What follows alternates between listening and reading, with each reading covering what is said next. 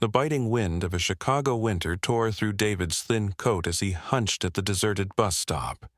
His phone was dead, snow falling heavily. It was 3 a.m., and he'd been stuck for over an hour after a grueling 15-hour shift at the community clinic. Just as despair set in, a sleek silver Tesla glided to a halt. The door opened, revealing a strikingly handsome woman with sharp features and an unreadable gaze. "You're coming with me." The voice, smooth yet authoritative, cut through the icy air. David, a black man in his early 30s, instinctively recoiled. "I'm sorry, I don't," he stammered. "It's not a request," the woman interrupted, her hand extended with a thick cashmere scarf. "You'll freeze out here." This was Isabella Thorne, 45, CEO of the nation's largest private healthcare conglomerate, Thorne Medical Group. Her billion-dollar empire was built on ruthless efficiency and calculated decisions. Yet something about this shivering, disheveled black man stirred an unexpected interest. David hesitated. A decade as a dedicated nurse had taught him that accepting help from powerful, wealthy strangers rarely ended well for people like him. But his lips were numb, fingers frozen. "Where do you live?" Isabella asked, opening the passenger door. "Englewood," David mumbled, slipping into the car's plush, heated interior. The Tesla's cabin was a sanctuary of luxury. Minimalist design, soft lighting, and a silence that spoke of immense wealth. He watched Isabella adjust the climate, noting the precise movements. Nothing about this woman seemed accidental. "Do you work at St. Jude's?" Isabella inquired. "Mercy West Community Clinic," David replied, noting Isabella's sharpened gaze when he mentioned his specialization, emergency pediatric care in underserved neighborhoods. "That must be challenging," Isabella mused, sounding more like an assessment. "How many years' experience?" David frowned. It was the third specific question about his work in as many minutes. 12 years. Why the sudden curiosity? "Professional admiration," Isabella offered, a thin smile playing on her lips that didn't reach her eyes. "I always respect dedication." During the drive, David observed Isabella's perfectly manicured hands, bespoke suit, designer watch. Isabella continued to pepper him with questions, protocols, shift structures, team dynamics, all far too specific. "I've been with the public system my whole career," David said, testing a growing suspicion. "Even with all the recent acquisitions?"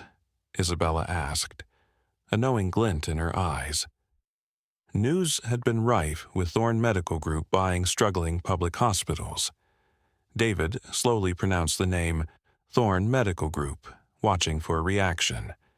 A muscle twitched in Isabella's jaw. "Yes, I know that company well." When they reached David's modest apartment, Isabella insisted on walking him to the door. In the dim, echoing hallway, climbing 3 flights, Isabella remained silent, her eyes scanning every detail: chipped paint, flickering lights, the stark contrast to her world. "David Jenkins," he offered, realizing Isabella had asked for his full name twice. "Isabella Thorne," the CEO replied, handing him a sleek black business card. "If you need anything at all, call me." David looked at the card, heart pounding. CEO, Thorne Medical Group. The woman who had just acquired his clinic, the woman rumored to be planning drastic staff restructuring. "Thanks for the ride," David managed, forcing a smile as unsettling thoughts flooded his mind. As the door closed, Isabella stood in the hallway, a calculating smile forming. She pulled out her phone. "David, it's me. I need a full background check on David Jenkins, Mercy West Community Clinic. Everything. Performance evaluations, disciplinary history. And David, I need this by tomorrow. On the other side of the door, David leaned against the wood, heart racing. There was a coldness in Isabella's eyes that belied her kindness. A predatory glint he recognized all too well in powerful individuals who saw people like him as expendable data points. He quickly searched Isabella Thorne. Headlines made his blood run cold. CEO lays off 800 via email. Thorne closes pediatric ward to cut costs. Employees denounce toxic work environment. But it was the last link that made his hands tremble. Leaked recording. CEO calls black employees systemic liabilities. The chance encounter in the snowstorm suddenly didn't feel so chance anymore. David, clutching the black card, realized he had just walked onto the radar of a woman who could dismantle his entire career. 3 days later, David was in the middle of a delicate procedure when his supervisor, Marcus, appeared at the OR door. "Jenkins, I need to talk to you now." David finished, washed his hands, and followed him to the administrative office. His heart pounded even before he saw the papers. "We've received some serious concerns regarding your performance," Marcus began.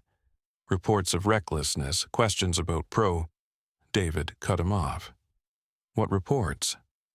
"My performance has always been exemplary. You said last month I was the strongest on the pediatric team." "Things have changed." Marcus slid a folder across the desk. 3 anonymous reports arrived this morning. Serious allegations of medical negligence. David's hands trembled as he read. Each accusation was technically plausible, but clearly fabricated. Someone had meticulously studied his recent cases, twisting standard procedures into incompetence. "This is absurd, Marcus. You've known me for 12 years. When have I ever made a mistake?" "Management is concerned, especially with the changes in leadership." Marcus sighed. "The new Thorne administration has zero tolerance for perceived risk." The name hit David like a physical blow. "Thorne is behind this. They've implemented new, more rigorous evaluation protocols." Marcus looked genuinely distressed. "David, you're going to have to prove these accusations are false. Until then, you're suspended from surgery." David left the meeting in a daze. 12 years of an impeccable career were questioned by anonymous reports that had magically appeared after he met Isabella Thorne. The coincidence was impossible to ignore. On the bus ride home, he noticed a silver sedan mirroring his route. When he got off early to test his suspicion, the car initially drove past, but in a storefront reflection he saw it pull over 2 blocks behind him. His phone vibrated. A message from an unknown number. "I heard about your work issues. If you need to talk, I's available. Isabella." His hands trembled. How did Isabella know about his suspension before he'd even told anyone?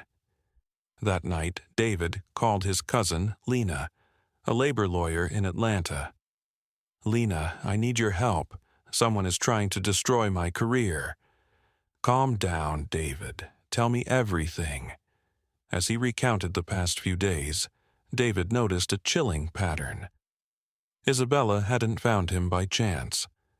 A billionaire CEO doesn't drive alone in a snowstorm. She was looking for someone. "Wait," Lena interrupted. "Did you say Thorne Medical Group? That company is notorious for aggressive acquisition practices. They often identify key employees and either co-opt them or eliminate them before mergers." "Eliminate? How?" David asked. "Fabricated disciplinary proceedings, forced transfers, creating toxic environments, anything to weaken resistance to change."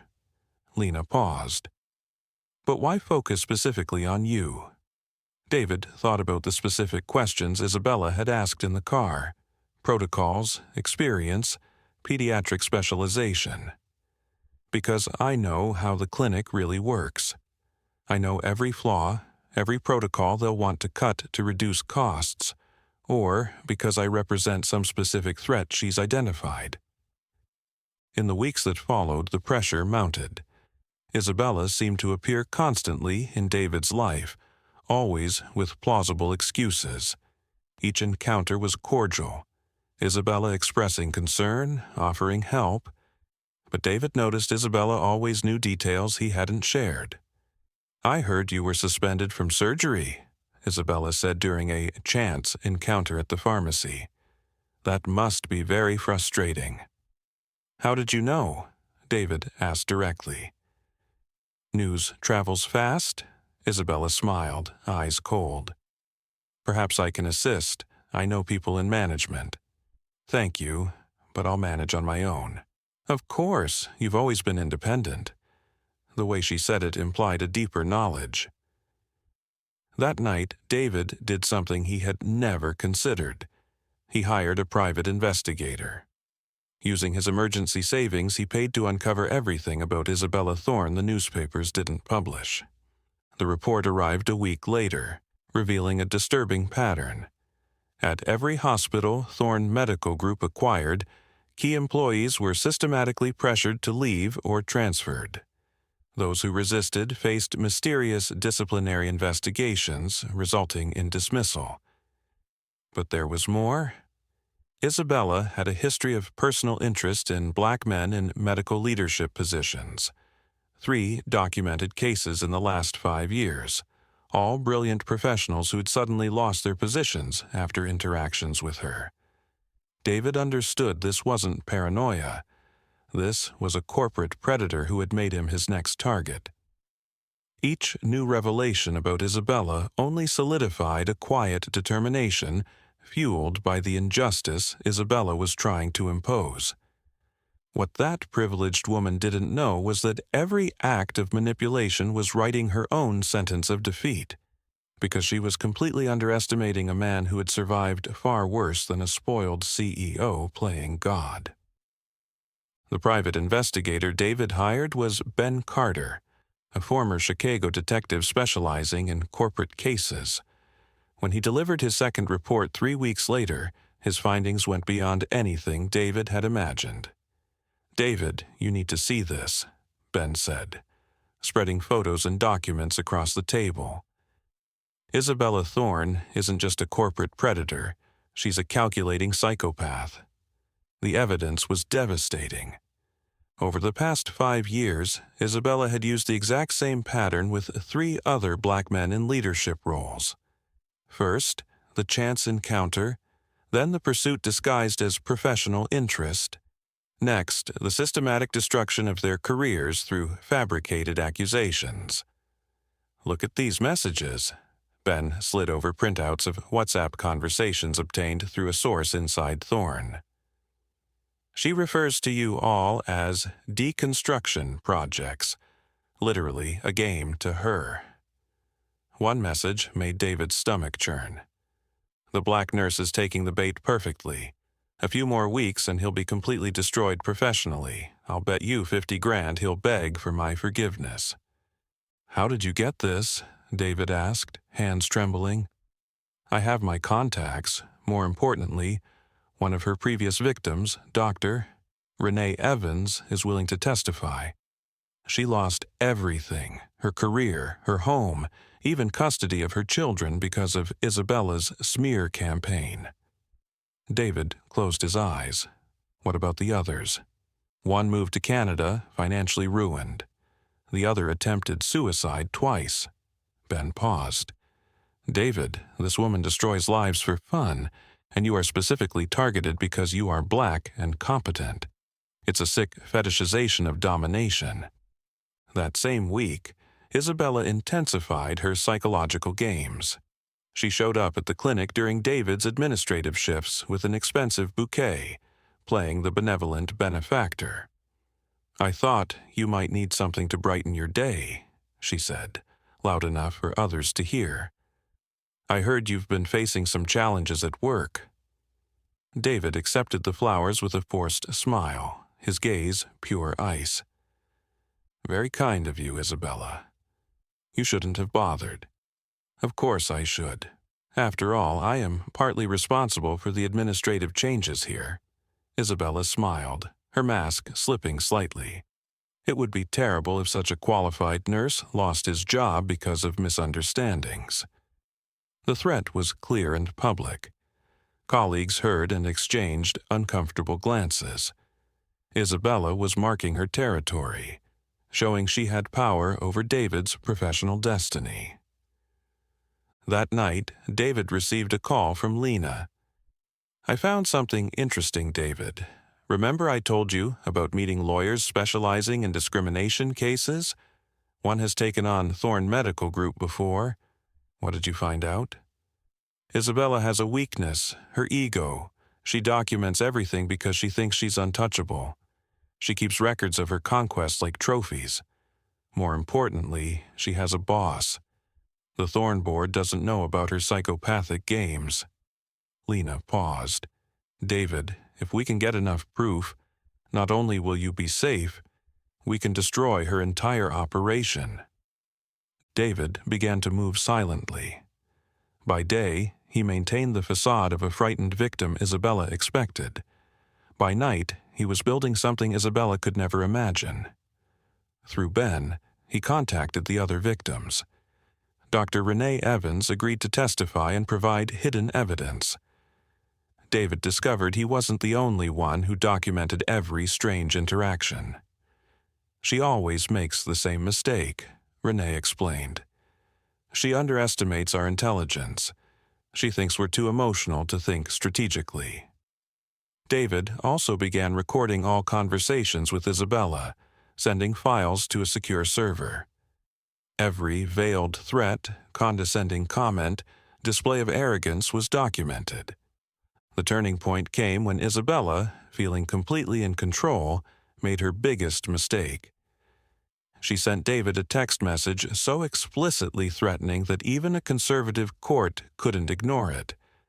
"David, I hope you understand that your position at the clinic depends entirely on my goodwill.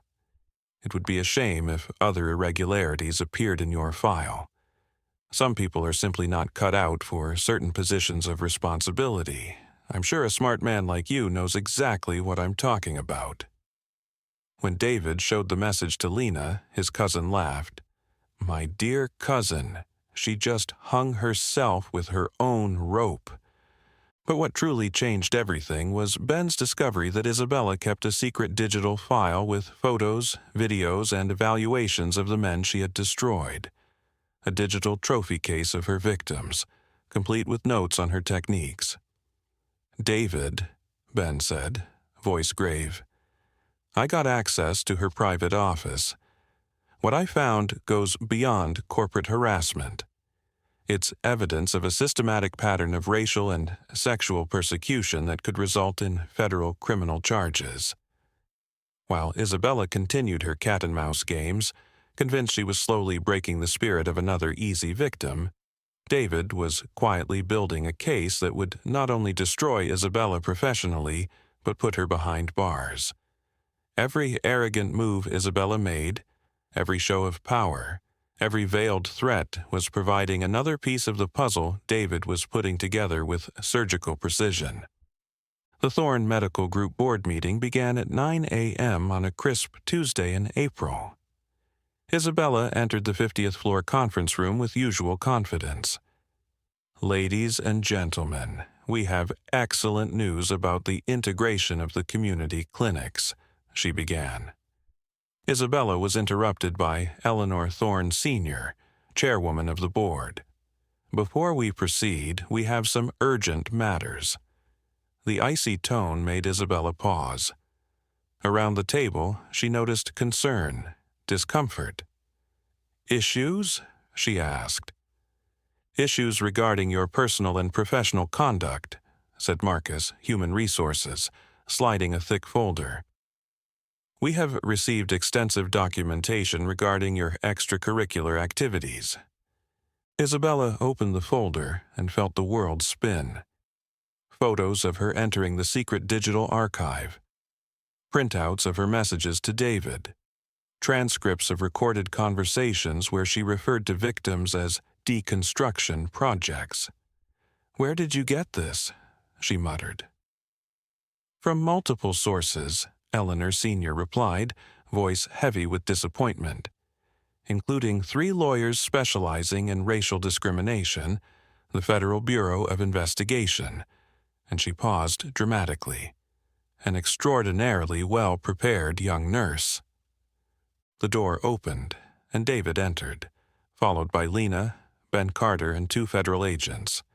Isabella felt her legs go weak. "Good morning, Isabella," David said, his voice calm but authoritative. "I imagine you remember me, the nurse you tried to destroy for fun."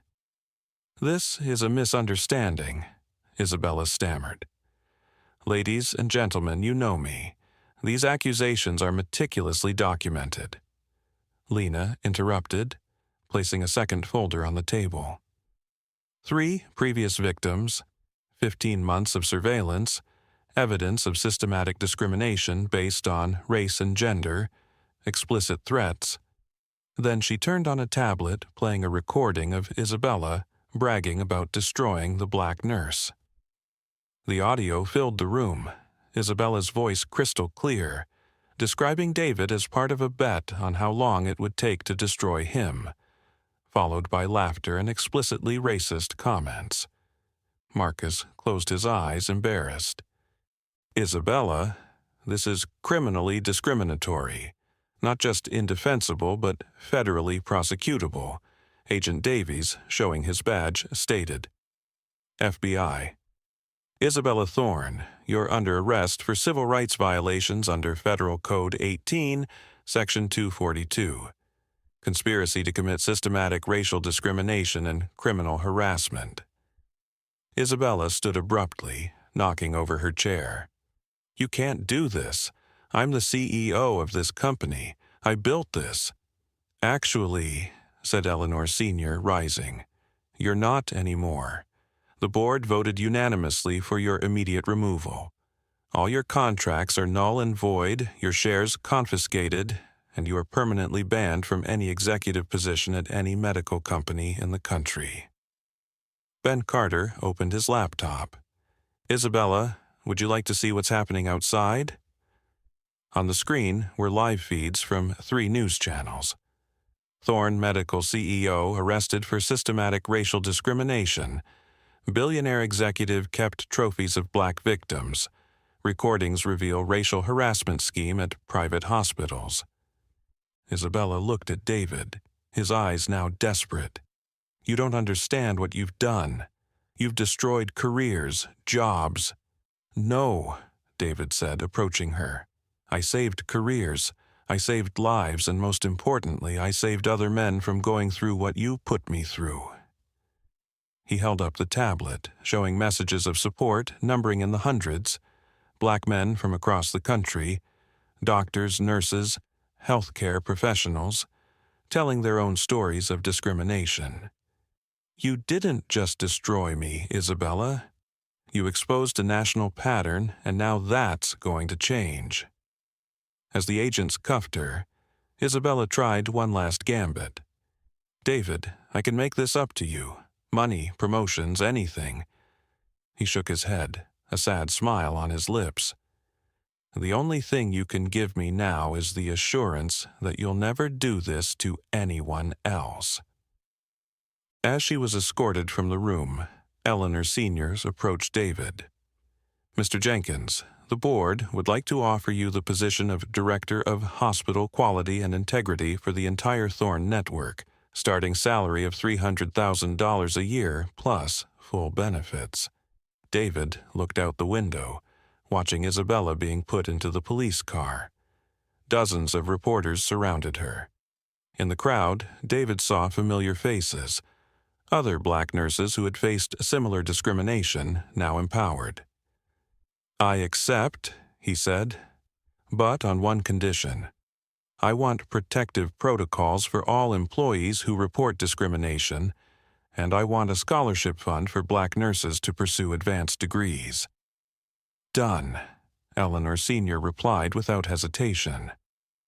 As Isabella's personal fortune was frozen and no hospital would hire her, David realized that cold night at the bus stop had not been the beginning of his destruction. It had been the catalyst for the most powerful transformation of his life. It showed that true justice doesn't come just from courts, but from the courage of a person who refuses injustice and has the intelligence to turn cruelty into irrefutable evidence. 6 months later, David Jenkins walked through the halls of Mercy West Community Clinic with confidence, now as the new director of hospital quality and integrity for the Thorne Network. He had implemented changes that transformed the organizational culture. "Mr. Jenkins," a young black nurse greeted him, "thank you for the scholarship program. I got my pediatric specialty thanks to the fund you created." David smiled, remembering his own dreams. The scholarship fund for black nurses had become the largest program of its kind, ironically financed in part by Isabella's confiscated fortune. In the conference room, Marcus, now Director of Human Resources, presented quarterly figures. Discrimination complaints are down 90%, employee satisfaction is at an all-time high, and most importantly, we haven't had a single forced departure due to fabricated disciplinary issues. Eleanor Thorne Sr. shook her head. "David, in 6 months, you've managed to clean up a decade-old stain. How can I thank you?" "By continuing to do the right thing," he replied simply. Meanwhile, Isabella Thorne was living a very different reality. After 3 months in federal prison, she was released on bail, but her life was unrecognizable. No hospital would hire her, her elite friends avoided her calls, and her bank accounts remained frozen. She now lived in a small apartment, supported by a meager trust fund. At night, she compulsively watched the news, showing David receiving awards for innovation and inclusive leadership. "Former CEO convicted of systematic racial discrimination loses final appeal," read a headline. "Isabella Thorne to face federal trial in September." Ben Carter, the private investigator, had become a respected figure in the fight against corporate discrimination. He now ran a consulting firm exposing predatory executives, using David's case as a model. What David did, he explained in a lecture, was to turn every act of cruelty into irrefutable evidence. He proved that the best revenge is not to destroy your enemy, it's to build something greater than she could ever imagine. Dr. Renee Evans, one of Isabella's previous victims, had resumed her medical career and now worked as a consultant to David on the Whistleblower Protection Program. During a meeting, she remarked, "You know, David, I spent years feeling broken. Seeing you turn this into real change gave me back my dignity." David's cousin, Lena, now ran a successful law firm specializing in discrimination cases, using the victory against Isabella as a precedent. "My cousin didn't just save his own career," she told reporters. "He created a path so that other black men will never have to go through this alone." One fall afternoon, David received an unexpected phone call. It was Isabella. Her voice was unrecognizable, broken. "David, I need to talk to you. I know I don't deserve it, but could you meet me just once?" David agreed, moved by curiosity. They met at a simple cafe in Englewood. Isabella looked like she had aged 10 years. Her clothes were plain, her haircut cheap. I need to apologize," she stammered. "Not just to you, but to all the men I've destroyed. I know I can't undo it." "You're right," David interrupted, his voice calm but firm. "You can't undo it, but you can serve as an example. Every time your story is told, other men understand that they have power." Isabella nodded, tears streaming. "I lost everything, family, friends, career. But you've built something incredible not on the ashes, Isabella," David clarified, standing. "The difference is that you tried to destroy me, thinking I was weak, but you discovered that there is a strength that no humiliation can break." the strength of someone who knows they deserve better and is willing to fight for it. That night, David was in his new apartment overlooking Lake Michigan. As he looked out, he remembered that cold night that changed everything. He picked up his phone and recorded a message for his social media. "A year ago, a woman tried to destroy me because she thought a black man should know his place. Today, my place is an executive office where I make decisions that protect thousands of professionals. The best revenge isn't getting back at someone who hurt you, it's turning that hurt into fuel to do good." The post went viral in hours, inspiring thousands of comments. "Isabella tried to destroy me, but she only destroyed herself. She learned the hard way that there are people in this world you can't break because they've been tested by far worse storms and found they're made of something indestructible: dignity, intelligence, and an absolute refusal to accept anything less than they deserve."